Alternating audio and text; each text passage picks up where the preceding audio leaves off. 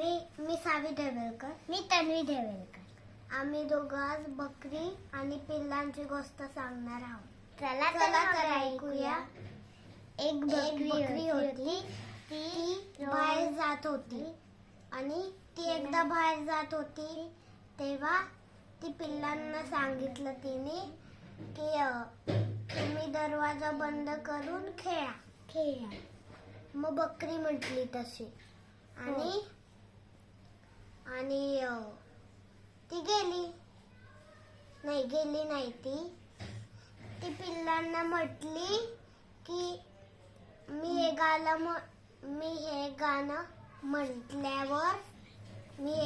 म्हटल्यावर तुम्ही यायचं. दार उघडा बाळांनो, तुमची आई आली. तुमच्यासाठी छान खाऊ घेऊन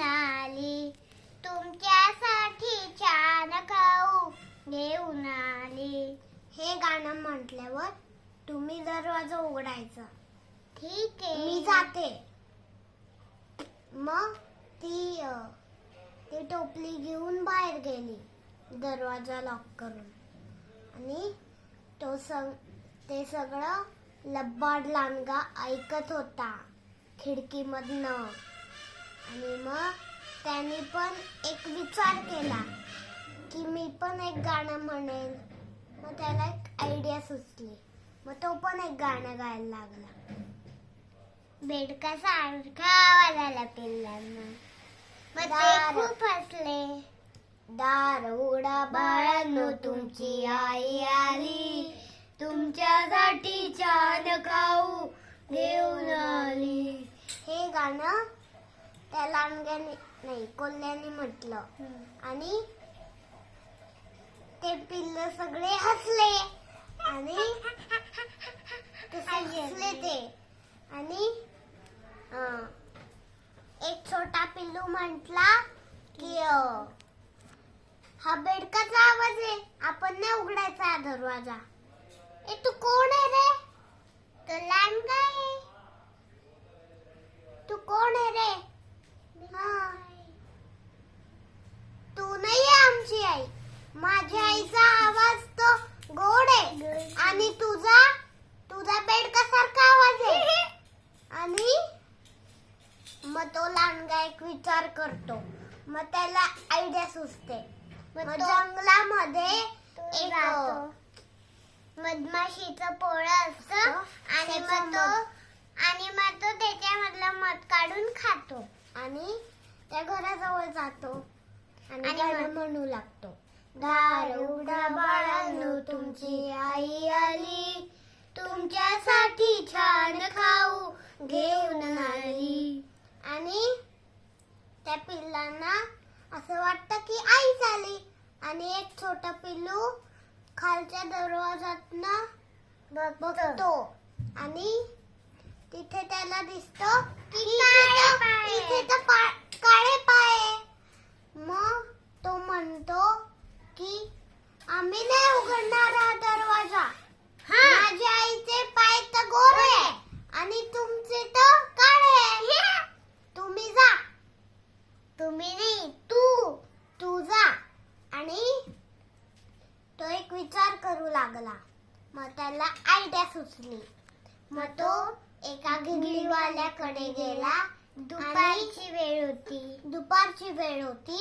तो झोपलेला. त्यांनी लांडग्यानी त्या पांढऱ्या पोत्यामध्ये त्यांनी पाय घातले दोन्ही आणि मग तो परत आला. आणि ते गाणं म्हणू लागला. दार उघडा बाळांनो, तुमची आई आली. तुमच्यासाठी छान खाऊ घेऊन आली. असं गाणं म्हणू लागला. मग ते पिल्ल म्हणतो. आणि मग एका छोट्या पिल्लाने फटीतून बघितलं. कुठून पाहिलं? फटीतून बघितलं. आणि मग त्याला पांढरे पाय दिसले. आणि मग एक छोटा पिल्लू म्हटला की ही नाही आपली आई, ही कोणतरी दुसरी आहे. तरी त्या पिल्लांनी ऐकलंच नाही. त्यांनी दार उघडून दिलं मग तो लांडगा हसला. हा हा हा हा हा, मी तुम्हाला खाऊ द्यायला नाही आलोय, मी तुम्हालाच खायला आलोय. हा हा हा हा.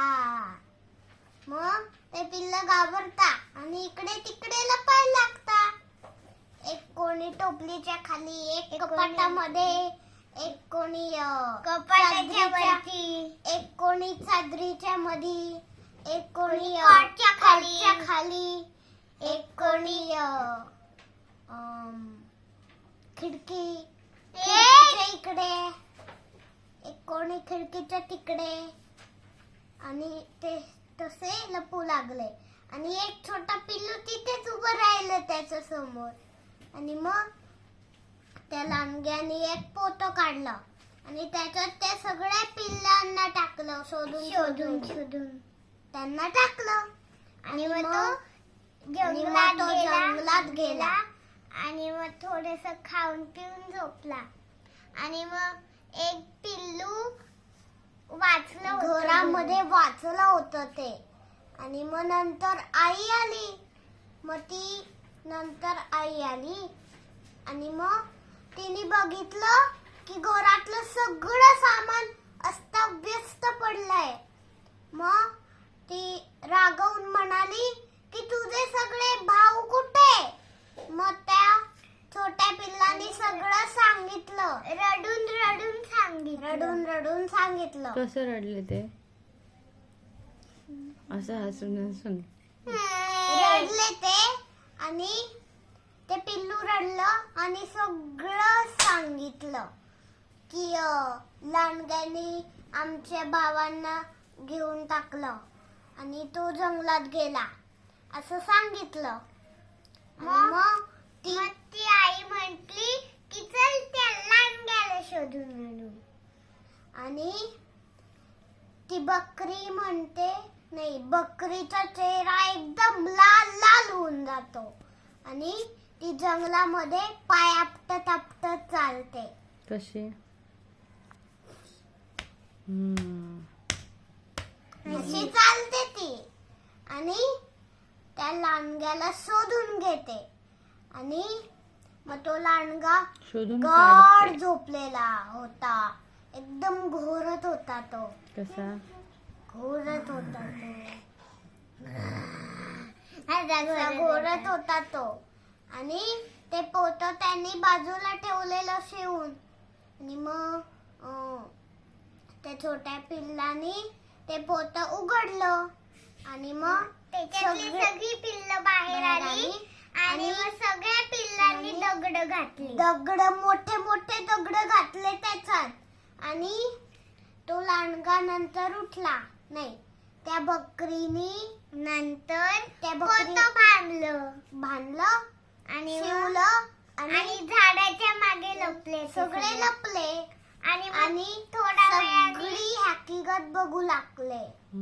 आणि मग नंतर लांडगा उठला आणि पोतं उचललं. त्याला पाय धुवायचे होते आणि गुण्या करायच्या होत्या म्हणून तो तळ्याजवळ गेला आणि पाय धुवायला गेला. आणि मग तो लगेच त्या पोत्यासोबत खाली पडून गेला. आणि सगळे पिल्ल बकरी सगळे हसू लागले. कसे? संपली गोष्ट. कसे हसू लागले ते? असे हसू लागले. बाय करा. बाय.